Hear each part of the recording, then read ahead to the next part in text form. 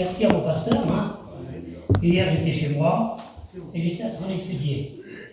Souvent l'après-midi, comme ça, comme madame est partie avec la fille faire les courses, avec le mauvais temps, je monte chez moi, j'ai ma Bible.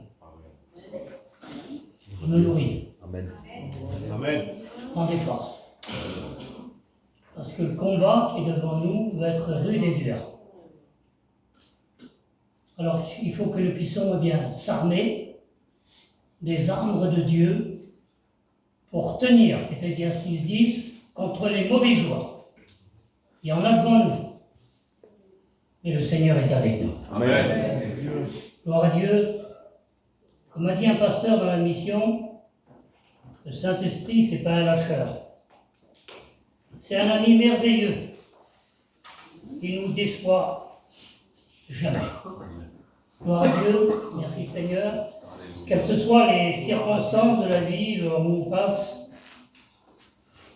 on se sent seul à lutter, seul à combattre contre les éléments qui sont déchaînés face à nous. Et le Seigneur est avec nous. Amen. Gloire à Dieu. Amen. Gloire à Dieu.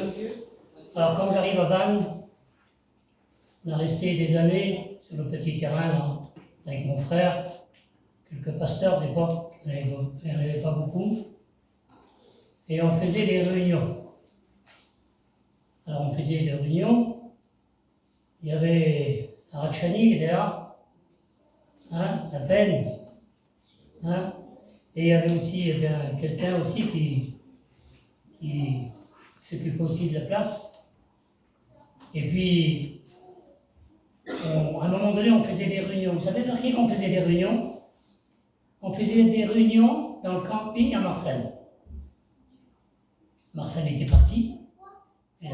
Et Carmela avait demandé si on pouvait faire des réunions à Marseille. Alors, le moment que Marseille était parti, il n'avait pas refusé. Aujourd'hui, eh bien, c'est le pasteur de Vannes. Gloire à Dieu. Avec ses collègues. Gloire à Dieu. Avant d'introduire le message, c'est par rapport à ce que je viens de dire, il y avait un chrétien dans une église dans les Grangers, il disait souvent, oh, le pasteur est comme ça. Le pasteur est comme ça. Il est trop pauvre, il est trop riche, trop habillé, moins habillé. Et sur ses critiques sur son pasteur dans les Grangers. Puis cet homme-là a fait un change, c'est marqué dans la Bible, dans Job. Dieu parle lorsque l'homme est dans un profond sommeil. Et ce chrétien-là qui critiquait son pasteur, je vais encourager mes frères ce soir, mais il se trouvait dans la charrette. Il y avait une charrette et elle avançait petit à petit. Mais qu'est-ce qui faisait traîner la charrette? Ce n'était pas le cheval ou le bœuf, comme c'était autrefois, mais c'était monsieur le pasteur. Il avait une grande lanière de cuir sur les brancards. On n'a pas trop connu un peu ça. Il y a des vieux parmi nous qui ont connu. Et il traînait difficilement la charrette. Et le chrétien, quand il était dans la charrette, avait compris le message. Il ne fallait plus qu'il parle sur son pasteur. Alors il ne faut pas parler sur son pasteur, mais il faut prier pour le pasteur. Pour que Dieu leur donne un mot de Dieu dans leur cœur. Ce n'est pas toujours facile, c'est parfois difficile. Moi je dis que la prédication c'est un puzzle comme on. Et parfois il faut passer du temps. Alors on passe du temps, les serviteurs de Dieu le savent, on passe du temps dans la parole du Seigneur, et puis on écrit des petits messages. Moi j'ai des messages petits messages qu'on garde comme ça. Je les ai depuis 20 ans, 30 ans, 40 ans. Je sais que les prédicateurs anciens, comme ils prêchaient, je prenais des petites notes. Ah, je ne les mettais pas sur mon téléphone. Il n'y avait pas de téléphone à l'époque. Avec mon papier, mon crayon, je marquais les noms des pasteurs, les notes qu'ils donnaient, et ces notes, ça me servait pour prêcher. Que Dieu soit béni. Alors, j'ai un petit mot à vous partager. Et quand le frère m'a appelé hier, je lui avais dit, il m'a dit, tu ne pourrais pas venir faire la réunion à Vannes. Je lui ai dit, écoute, je n'ai jamais refusé. moi, j'ai jamais refusé de prêcher. Gloire à Dieu. Qu'il fait du soleil ou qu'il tombe de l'eau, je n'ai jamais refusé. Gloire à Dieu. Facile ou pas facile, je n'ai jamais refusé. Tant que Dieu me donnera la force, je prêcherai sa parole. Amen. Gloire à Dieu. Alors pourquoi tu prêches sa parole, Nako? Je prêche sa parole, c'est pour la transmettre au cœur de nos frères et de nos sœurs. Gloire à Dieu. Gloire à Dieu. Pour que mes frères et sœurs soient solides Amen. dans la foi et qu'ils soient forts. Dire, mais j'en ai pas de force. Eh ben, ça nous arrive, à nous parfois les pasteurs, qu'on n'a plus de force aussi, on ne veut pas trop dire, derrière ça là. Bien le Seigneur disait sur Gédéon, il disait, je n'ai pas de force. L'ange de l'Éternel disait ça dans le livre des Juges, je n'ai pas de force, je n'ai pas de courage. Je suis en train de dégringoler. Et le Seigneur dit ceci sur Gédéon, tu n'as pas de force, moi je suis la force. Amen. Va avec la force que tu as. Gloire à Dieu. Tu es peut-être découragé ce soir. Et ton cœur, moi je ne le connais pas. Les pasteurs ne connaissent pas ton cœur, mais Dieu le connaît. Gloire à Dieu. La Bible dit que nous sommes dans sa main, et si nous sommes dans sa main, personne ne peut nous ravir de la main de Dieu. L'Écriture dit, c'est dans les livres de Rois, très grâce des versets, les cieux des cieux ne peuvent contenir Dieu tellement qu'il est grand. Amen. Les cieux des cieux, tellement que Dieu est grand, elle ne peut contenir Dieu tellement qu'il est grand dans sa grandeur. Pour ça que Job disait, Dieu est grand, mais sa grandeur nous échappe tellement que Dieu est grand. Alors les cieux des cieux ne peuvent contenir Dieu, et comment que ça se fait dans un cœur qui fait 300 grammes d'après la science? Il habite notre cœur. Mystère. Gloire à Dieu. Gloire à Dieu. Mon petit cœur est là, il est comme il est. Tu connais mes difficultés, Seigneur. Tu connais tout, tu vois tout, tu sais tout. Tu sais mes manquements aussi, Seigneur. Je ne suis pas peut-être un super, je ne sais pas, mais une femme extraordinaire. Mais je sais que mon cœur t'appartient, Seigneur. Amen. Amen. Et moi, je vais te suivre. Gloire à Dieu. Quand je me suis baptisé, ça fait très longtemps, à Libourne, c'était le 975. Et le pasteur m'ont dit là-haut, mes deux pasteurs, un pasteur qui était de la Corse, s'appelait Jacques, veux-tu suivre le Seigneur dans les bons comme dans les mauvais jours? Et moi j'ai répondu comme vous, oui Seigneur, je veux te suivre. Amen. Et peut-être que tu t'es arrêté, peut-être que tu es découragé, déprimé, abandonné. Peut-être que ton cœur est fatigué par les circonstances de la vie. La vie est difficile, il faut le dire. La vie est cruelle. La vie, elle ne nous fait pas de cadeaux. Parfois la vie nous terrasse. Les ennemis sont là et nous empêchent de faire la volonté de Dieu. Mais si j'aime mon Dieu de tout mon cœur, de toute mon âme, de toute ma force et de toute ma pensée, je vais le suivre. Amen. La Sulamite disait dans les cantiques, si vous voyez, cantique 3, si vous voyez mon bien-aimé, elle était frappée par les gardes de la ville, elle était fatiguée, elle était mise de côté dans sa misère et dans ses larmes. Hein? Elle disait, si vous voyez mon bien-aimé, frappé, délaissé, abandonné, les gardes de la ville l'ont frappé, c'est marqué. Elle dit, si vous le voyez, vous lui direz que je l'aime. Amen. Dis à Jésus, tu l'aimes. Amen. Amen. Dieu. Dis, tu es mon Seigneur, Alléluia. tu es mon Sauveur, tu es mon tout. Gloire à Dieu. Gloire à Dieu. Je ne peux pas vivre sans toi. Je veux marcher avec toi. Amen. Et quand je ne peux plus marcher, Ça l'arrive, malheureusement, quand je ne peux plus marcher, quelles que soient les circonstances de la vie. Lui, il est là et il me porte. Gloire à Dieu. Amen. Il dit qu'il nous soutient par sa droite triomphante. Je ne sais pas si vous vous rendez compte. Il nous soutient, Dieu, par sa droite. Et on chantait autrefois un cantique il y a 30 ans. Il tient le monde dans sa main. Ma sœur découragée, mon frère découragé, déprimé, mon frère qui pleure, ma sœur qui pleure. Eh bien, prends courage. Le Maître est ici. Amen. Il veut te fortifier. Amen. Il veut donner des forces à ton âme. Alléluia. Que Dieu soit béni.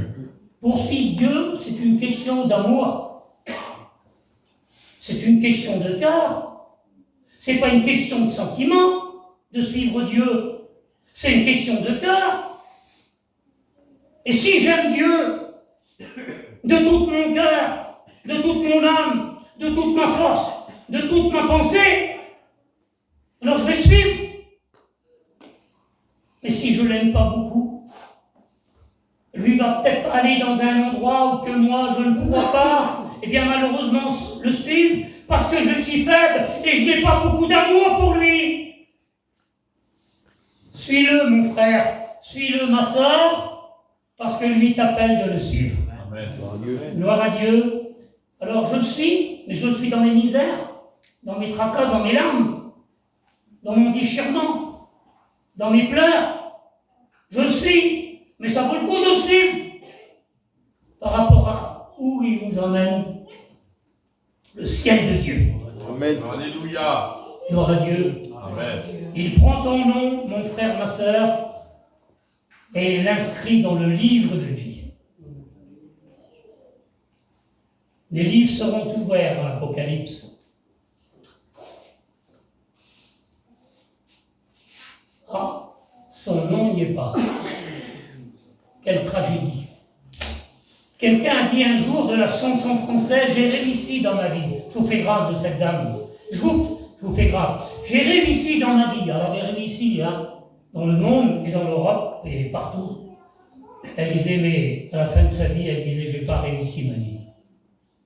L'homme disait, j'ai réussi ma vie, Ben oui, Il voit sa récolte, puis mon père n'a pas apporté ma récolte. C'est pas possible. Eh bien, je vais abattre mes greniers, j'en ferai des plus grands. Et puis, quand j'aurai pris toute ma récolte, que je l'aurai secoué un petit peu, la mettre à l'abri un petit peu, eh bien, je dirai à mon âme, peinard qu'il était, je dirai à mon âme, tu as du bien en réserve pour plusieurs années, mais Dieu lui dit, tu es un insensé. Parce que ton âme sera demandée. Alors, il y a des idées qui me viennent dans ma tête comme ça, mais j'aimerais vous donner une petite parole que j'ai prêchée l'autre jour, il n'y a pas longtemps de ça, il y a une bonne dizaine de jours, là, dans une petite réunion dans une maison. Et puis, c'est le grand Moïse, Exode 3, verset 3. C'est le grand Moïse qui s'approche de ce grand pharaon. Pour rentrer là-haut, mes frères et sœurs, il faut s'incliner. Pour rentrer là-haut, il faut pardonner. Mais j'ai toutes les raisons, il faut pardonner. Jésus sur la croix dit, Père, pardonne-leur, ils ne savent pas ce qu'ils font. Alors je pardonne. Si je pardonne, je serai pardonné. Si je ne pardonne pas, je ne serai pas pardonné. Et le grand Moïse a dit sur ce pharaon-là, Exode 10, verset 3, « Ainsi parle l'Éternel. » Ce soir, Dieu va te parler. Amen. Il a le droit de te parler, Dieu. Est-ce que nous, on n'aurait pas le droit de parler à nos enfants? Qu'importe les autres, ça ne les regarde pas, ça. C'est mon enfant, moi. Et moi, j'ai le droit de le reprendre. J'ai le droit de lui parler. Vous comprenez? Parce que je suis un père. C'est une logique.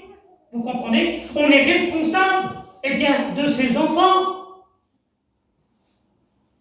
Ainsi parle l'Éternel. Quand Jésus était baptisé, une voix se fit entendre dans les cieux. Celui-ci est mon Fils, c'est la voix de Dieu, écoutez-le. Même si tu ne comprends pas la vie, c'est difficile pour toi de comprendre. Tu ne sais pas ce qui se passe, tu as trop de problèmes, trop de tracas, trop de misère. Qu'importe, suis-le mon frère, suis-le ma sœur, dans le combat. Amen. Et j'aimerais vous encourager par un petit texte qui vient comme ça dans ma tête. Hein? T'es fatigué? Je voudrais te donner un verset de la parole de Dieu. Hébreux 10, 37. Et je voudrais te le dire à toi, et à moi, et à nos frères. Encore un peu de temps, et celui qui doit venir viendra, et il ne tardera pas. Amen. Il est parti. J'attends mon Seigneur. J'attends dans mes difficultés. Je l'attends dans mes misères. Je l'attends lorsque je ne comprends pas les pourquoi de la vie. Allez-vous comprendre les pourquoi de la vie? Pourquoi ceci, pourquoi cela? Essayons pas de comprendre. On va s'en mêler. Je ne cherche pas à comprendre. Et moi, je veux le suivre. Gloire à Dieu. Merci Seigneur. Ainsi parle l'Éternel. Et le texte dit, je ne sais pas si ça va te concerner. Je ne sais pas. Mais peut-être qu'il y aurait peut-être, je ne sais pas, quelqu'un qui vient peut-être aux réunions depuis un certain temps et qui hésite. Vous savez? Et il y a récemment, je disais, moi, il y a des chrétiens qui sont comme la pendule lorsqu'on rentre dans une maison. Autrefois, il y avait les pendules, il y avait des chineurs pour les acheter, pour les revendre. Et quand on rentrait, elle était belle la pendule. Et puis le balancier faisait tic-tac, tic-tac, tic-tac, tic, toute la journée, tic-tac. Eh bien, les gens comme ça, ils veulent suivre Dieu et puis ils ne veulent pas suivre Dieu. Vous comprenez? Alors il faut s'incliner devant Dieu. Et reconnaître, mes frères, reconnaître qu'à l'heure de Dieu, il est tard. Petit enfant, disait l'apôtre Saint Jean, c'est la dernière heure. La dernière heure. Le monde est en train de s'enfoncer dans la misère, dans les tracas, dans les misères de la vie, dans les pleurs de la vie. On ne comprend plus la vie. J'ai allumé la télé tout à l'heure.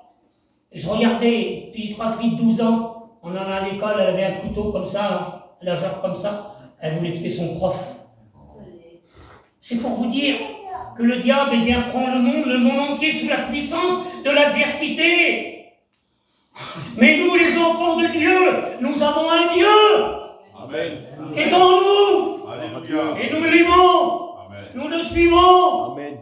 Nous voulons arriver, même si on trébuche. Si l'homme tombe, il n'est pas terrassé. L'Éternel lui prend la main. Amen. Il veut te prendre la main. Il veut faire un bout de chemin avec toi. Peut-être que tu es rien. Afin de tomber, peut-être, je ne sais pas. Peut-être pas dans ta foi, mais dans ta misère. Ça ne va pas. Il y en a des soucis, il y en a des tracas. Mais comme la Sulamite, comme on l'a dit tout à l'heure, si vous le voyez, frappé par les gardes de la ville, vous lui direz que je l'aime. Et le Seigneur va dire, Moïse va dire sur ce grand pharaon-là, ainsi parle l'Éternel, jusqu'à quand refuseras-tu de t'humilier? C'est dur de s'humilier. C'est dur de s'humilier quand on a raison. Ah oui, hein? Ah, c'est dur. Mais alors, il faut le faire. Il faut le faire. Il faut s'humilier, eh bien, devant son frère ou devant sa sœur, même si elle a tort. Je fais le premier pas. Je pardonne. Je le fais pour Dieu.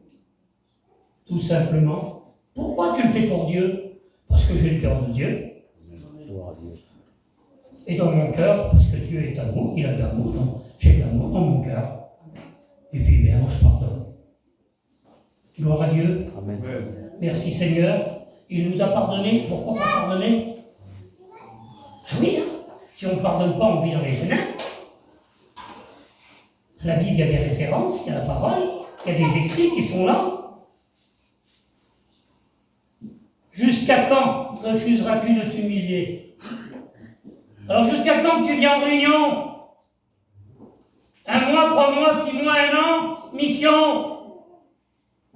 Tu t'engages pas. Dis-moi le pourquoi. Est-ce que tu l'aimes? Tu veux pas t'incliner devant lui? Tu veux pas lui demander pardon? Tu veux pas que l'inviter, qu'enfin qu'il puisse venir habiter ton cœur? T'es malheureux, t'es malheureuse.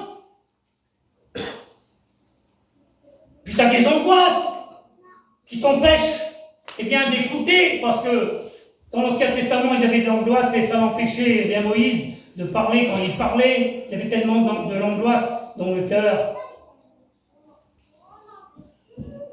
Jusqu'à quand refuseras-tu de t'humilier? Et je vais passer, hein, et j'ai marqué tout à l'heure sur ma chaise, j'avais préparé ma petite tente, mais j'ai marqué incline-toi devant lui. C'est dur, hein? On est peut-être, je ne sais pas moi, c'est dur de s'incliner. Mais nous avons besoin de faire la courbette devant Dieu.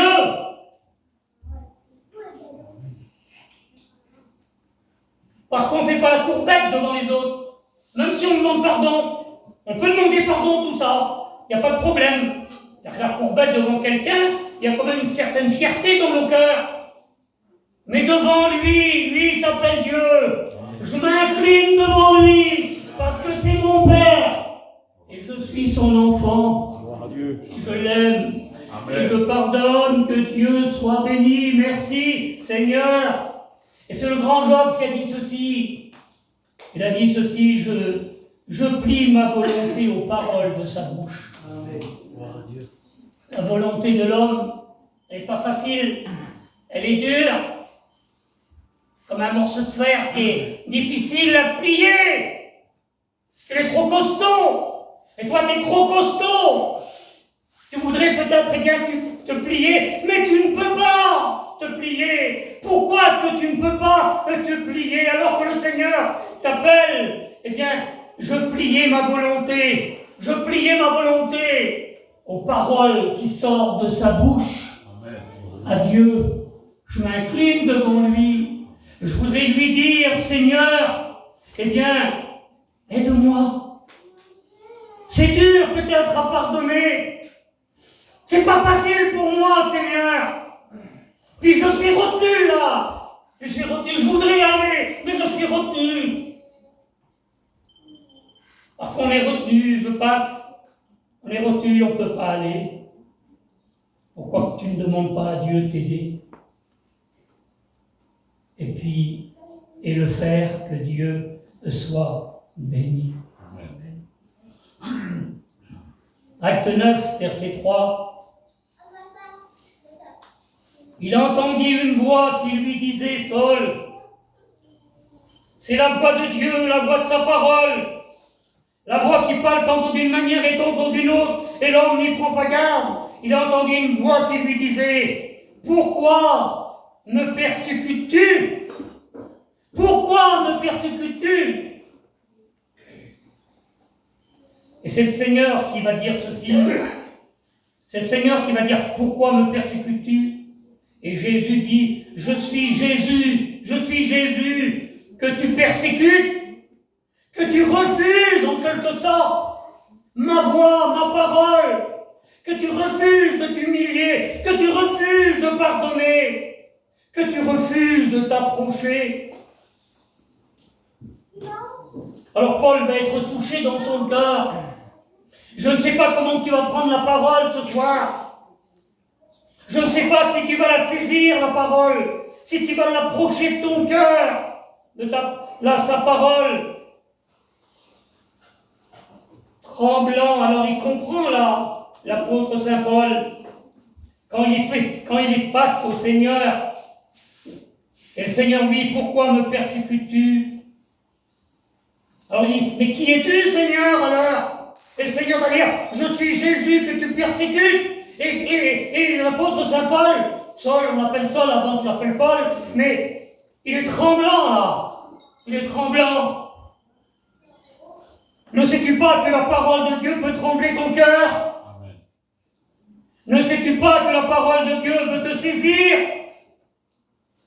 Ne sais-tu pas que la parole de Dieu peut toucher ton cœur? Tremblant et saisi, il dit, Seigneur, que veux-tu que je fasse? Que veux-tu que je fasse maintenant? Alors je suis saisi des fois dans mon cœur, dans ma vie, parce que j'ai écouté ta parole, et ta parole, eh bien, elle a touché mon cœur, elle a touché ma vie. Je suis tremblant là, devant cette parole de Dieu. Je suis saisi, Seigneur. Alors il va dire, que veux-tu que je fasse? Si c'est dur pour toi, je ne viendrai pas m'étendre. Mais dis au Seigneur, Seigneur, que veux-tu que je fasse? Il va me donner la force peut-être d'agir en conséquence. Et dit, tremblant et saisi des fois, que veux-tu que je fasse pour être sauvé? Gloire à Dieu. Alléluia.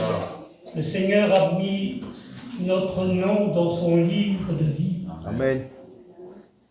Nous sommes des sauvés, sauvés par grâce, sauvés à cause de son sang qui a été versé à la croix du Calvaire pour nous les coupables. Et il s'est donné volontairement.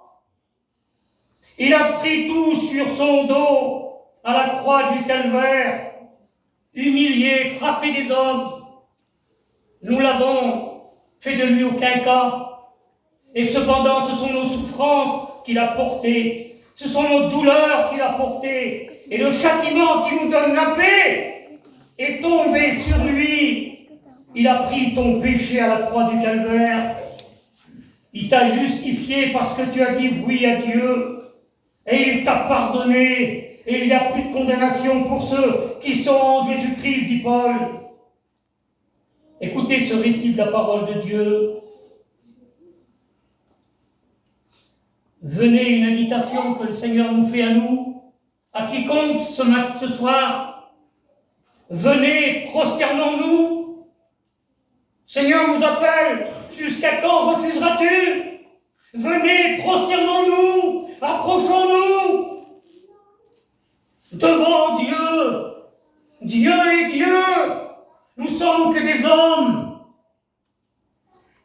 Nous sommes à ses yeux que des petits vermisseaux. Lui, c'est le grand Dieu de l'univers. La terre est son marchepied, dit la Bible. Le ciel est son trône. Dieu est grand. Et nous sommes petits, nous. Et nous ne voulons pas pardonner. Le Christ a pardonné à la croix du Calvaire ses bourreaux. Père, pardonne-leur, ils ne savent pas ce qu'ils font. L'invitation pour toi, mon frère, ma soeur, venez, prosternons-nous, humilions-nous, approchons-nous avec un cœur sincère du trône de la grâce, fléchissons les genoux devant notre Créateur. Alors on m'a dit tout à l'heure que Job disait, je pliais ma volonté aux paroles de sa bouche. Il a dit, fléchissons les genoux devant notre Créateur, car il est notre Dieu. Amen. Dieu appelle Moïse, il y a des récits dans l'Écriture. Je vous fais grâce un peu de ces versets. Dieu l'appelle à monter à la montagne de Dieu. Puis Moïse monte, vous trouverez ça dans Exode 3, il monte à la montagne de Dieu. Moïse, c'était un commandant, c'était un patron dans le pays où il était. Et quand il monte à la montagne de Dieu, il est dans la présence de Dieu, là. C'est le grand Moïse qu'on appelle, l'homme qui commandait dans le pays d'Égypte. C'était un général avait des chaussures à ses pieds. Et quand il est dans la montagne qui monte vers Dieu, Dieu l'appelle, et il t'appelle ce soir. Il a dit Moïse pourrait te parler par ton nom. Il connaît ton nom. Il connaît combien de cheveux que tu as sur ta tête. Il connaît combien de pas tu as fait depuis que tu t'es levé ce matin. Moïse, Moïse, 2 fois, me voici. Et le Seigneur Dieu dit Moïse, ôte tes souliers de tes pieds. Alors c'est Paillon qui nous avait dit ceci. Un général, un patron du temps de Pharaon avait des chaussures. Parce que Moïse était un commandant. Il a été élevé selon la chassaise de l'Égypte. C'était un patron, c'était un commandeur. Mais quand il est dans la présence de Dieu, là, Dieu lui dit, Moïse, t'es plus un patron. Tu vas être mon esclave. Tu vas t'incliner devant moi. Je ne sais pas si vous voyez la note. Tu vas t'incliner devant moi. T'inclines, fléchissons les genoux devant notre Créateur. Il est notre Dieu. Encore 10 minutes, je vais terminer. Voici ce que Dieu dit dans sa parole. C'est le Seigneur qui parle. 2 Chroniques 7, 14. Alors je ne sais pas ce soir ce que tu vas faire de la parole de Dieu. Je ne sais pas si tu vas l'enfouir dans ton cœur, la mettre dans ton cœur, la serrer comme David le faisait dans son cœur, afin de ne pas pécher contre sa parole. Et c'est Dieu qui dit, si mon peuple s'humilie, s'il prie en cherchant ma face, s'il se détourne de ses mauvaises voies, il y a des mauvaises voies, mon ami. Ils sont peut-être devant toi parce que tu n'as pas pris le chemin de Dieu. Il ne faudrait pas le prendre ce soir, le chemin de Dieu. Dire c'est assez. Ce soir, je veux me convertir. Je veux me donner à Dieu. Un homme qui a 50 ans, qui voulez-vous, il a fait sa vie. Hein. Moi, je n'ai jamais mon âge. Trop vieux. Que voulez-vous, c'est comme ça. Hein. Mais la vie passe. Hein, la vie passe. Et Ecclésiaste 12 dit ceci, jeune homme, réjouis-toi dans ta jeunesse, livre ton cœur à la joie pendant la joie de ta jeunesse, vas-y, fais ce que tu veux, mais sache que pour tout cela, Dieu t'appellera au jugement. Et c'est Paul qui va dire que c'est une chose terrible de tomber entre les mains du Dieu vivant. Si mon peuple s'humilie, s'il prie, cherche ma face, se détourne de sa mauvaise voie, je l'exaucerai des cieux, je pardonnerai son péché. Mes yeux seront ouverts, mes oreilles seront attentives à ses cris. En conseil de Dieu, cherche ma face, qu'il se détourne de ses mauvaises voies, la mauvaise direction, le mauvais trottoir. Moi, s'il le fait, je pardonnerai, j'exaucerai des cieux, je pardonnerai son péché. Mes yeux seront ouverts pour lui. Il ne te rejette pas, mon ami. Il ne te rejette pas, il n'est pas comme quelqu'un, un ami qui te rejette, qui t'abandonne. Ça l'arrive, que voulez-vous, hein? Ça l'arrive. Contre. Et Napoléon qui a dit, vous voulez connaître vos amis. Alors les hommes de guerre de Napoléon ont dit, oui, nous voulons connaître nos amis. Ben, dit, tombez dans le malheur et vous verrez vos amis. Mais bien aimé, le véritable ami, il s'appelle Jésus. Amen. C'est Bralo qui a dit, le Seigneur, le Saint-Esprit n'est pas un achat. Jamais il nous laissera. Jamais il nous abandonnera. Il nous tiendra toujours dans ses bras d'amour remplis de miséricorde. Que Dieu soit béni. Alors il y a un texte qui... Je vais faire quand même des petits commentaires, encore 10 minutes. Néhémie 9, 17. Il refusait d'obéir à Dieu. C'est marqué. Il y a des frères qui contrôlent ce que les pasteurs disent, et ils ont raison. Mais ce que les pasteurs disent, c'est écrit. Amen. Parce que des fois, après la réunion, il y a mon frère, vous te demandez, tu as donné une petite parole, alors tu pourrais me dire où c'est marqué. Alors quand c'est pas marqué, il ne faut pas le dire. Vous comprenez?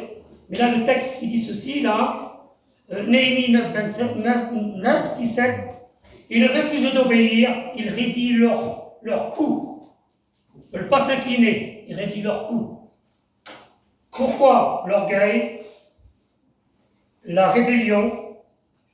La rébellion, ça veut dire action de se révolter contre l'autorité. Le refus de s'arrêter lorsqu'on conduit. C'est ça la rébellion.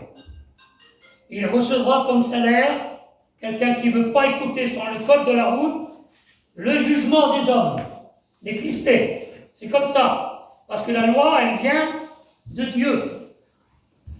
Alors il dit ceci, ils étaient dans la rébellion, et pourtant ils avaient un Dieu qui était prêt à pardonner, qui était compatissant, miséricordieux, lent à la colère et riche en bonté. Alors obéir à Dieu, eh bien c'est pardonner, c'est d'accepter, demander pardon pour nos péchés, gloire à Dieu. C'est le grand David qui a dit ceci, le grand David, l'homme qui avait transgressé les ordres de Dieu. Il disait ceci, purifie-moi de mon péché. Que David avait péché dans le psaume 51, et là c'était sa repentance en quelque sorte. Purifie-moi de mon péché, lave-moi, je serai blanc comme la neige. Ah, que c'est beau. Hein, purifie-moi de mon péché, je serai blanc comme la neige.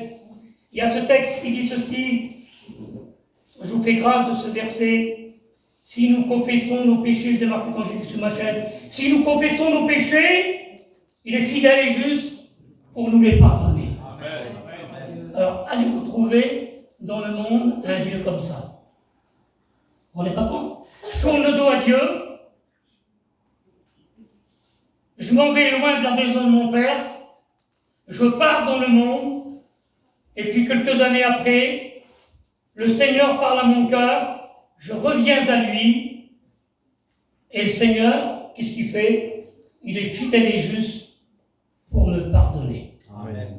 C'est un avocat qui intercède pour nous, les coupables. Mais on ne peut pas aussi faire un prétexte de dire si on a de la chair et de pécher. Parce que ça ne marche pas avec Dieu. Vous comprenez? Et ce texte, si je vous fais le texte de la Bible encore, venez, plaidons, dit l'Éternel, si vos péchés sont comme le cramoisi, c'était de la moisissure, le cramoisi, c'était un insecte. Si vos péchés, le péché de l'homme est comme de la cramoisi, dont l'homme se croit bien, et pourtant il est un pécheur devant Dieu, ils deviendront blancs comme de la neige. Amen. Nous avons un avocat qui intercède pour nous les coupables. Il y a ce texte de la Bible qui dit ceci, Proverbe 28, 13. C'est peut-être pour toi, mon ami, ce soir, celui qui avoue, qui délaisse son péché, obtient miséricorde. Amen. La miséricorde, elle se trouve près de Dieu. Et je termine par le Fils prodigue, étant rentré en lui-même, il s'est examiné. Examinez-vous, dit Sophonie. Étant rentré en lui-même, il dit ceci, je me lèverai. Il était parti loin de la maison de son père. C'est peut-être ton cas, je ne sais pas, moi. Mais ne reste pas parti de loin de la maison de ton père. Parce que le Seigneur est à la porte et qu'il vient bientôt. Et si on n'est pas prêt, on reste sur la terre. Ça va faire quoi sur la terre? Gagner quoi sur la terre? On a tout perdu, on a raté le coche. Eh oui, hein, c'est comme ça. Mais je me leverai et j'irai vers mon Père et je lui dirai, mon Père, j'ai péché contre le ciel et contre toi. Je vous explique deux petites histoires, je termine. Il y avait deux petits raclés, c'était des amis ensemble, des petits copains. Ils jouaient ensemble. La journée est restée ensemble. Ils grandissent ensemble. Et ils deviennent adolescents. Et un beau jour, son copain va traverser la route. C'est une petite histoire que je connais depuis très longtemps. 40 ans à peu près, lui. Et puis, quand le petit raclo veut traverser la route, la voiture, elle arrive de toute vitesse, elle. Qu'est-ce qu'il fait, le petit raclo? ou le petit Gavalo, si vous voulez. Il prend par son paletot, là, puis il l'attire à lui. Et lui, il lui dit, son petit copain, tu m'as sauvé la vie, je te remercie. Mais dans la vie, ils grandissent. L'un devient voyou et l'autre juge. Et le voyou, il avait été démêlé avec l'électricité, la police, il était incarcéré derrière les barreaux. Et le jour de son tribunal, il s'est présenté à l'audience.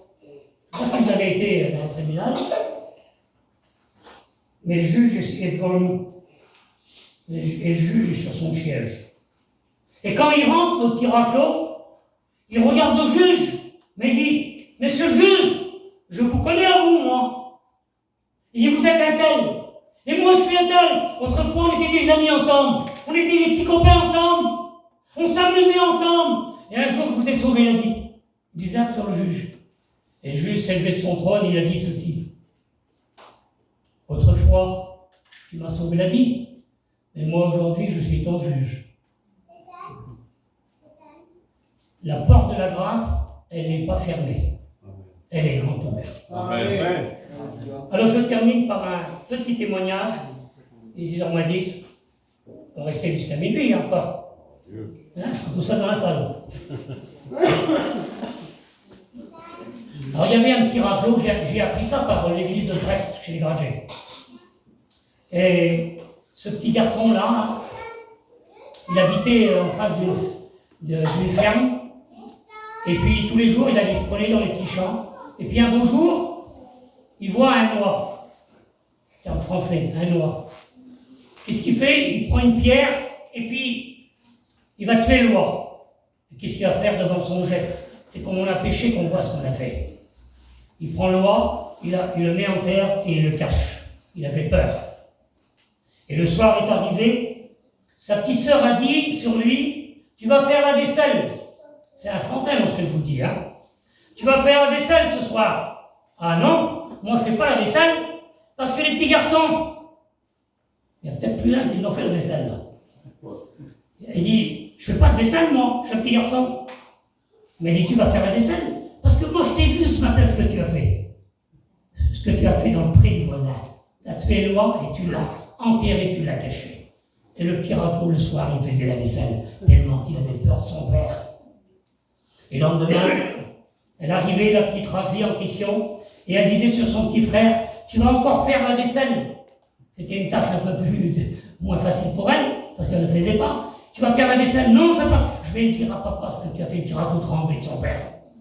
Et tous les soirs, il faisait la vaisselle. Ça a été rapporté par le pasteur de l'église évangélique de Brest, dans les Grangers. Et le soir est venu. Le petit raclot, qu'est-ce qu'il a fait? Il a été vers son père. Et il a expliqué la situation. Il a dit, voilà mon père.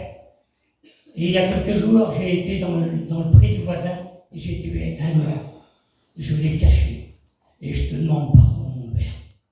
Je n'aurais pas dû faire ça. Et le père, qu'est-ce qu'il fait, lui? Il le prend dans ses bras. Parce que c'est son fils. Le soir est arrivé. La petite raclie a dit sur son petit frère, tu vas faire la vaisselle. Et le petit raclot a répondu, c'est pour toi, ami, ce soir. Ah non, je ne vais pas faire la vaisselle ce soir. Mais pourquoi tu ne vas pas la faire? Ah non, du tout. C'est à toi de faire la vaisselle, ma petite sœur. Elle dit, parce que moi, j'ai été vers papa. Et tu sais ce que j'ai dit? J'ai tout dit à papa ce que j'ai fait. Et tu sais ce que papa a fait? Il m'a pris dans ses bras et il m'a pardonné. Voilà ce que Dieu fait avec toi. Gloire à Dieu. Alléluia. Gloire à Dieu. Gloire à Dieu.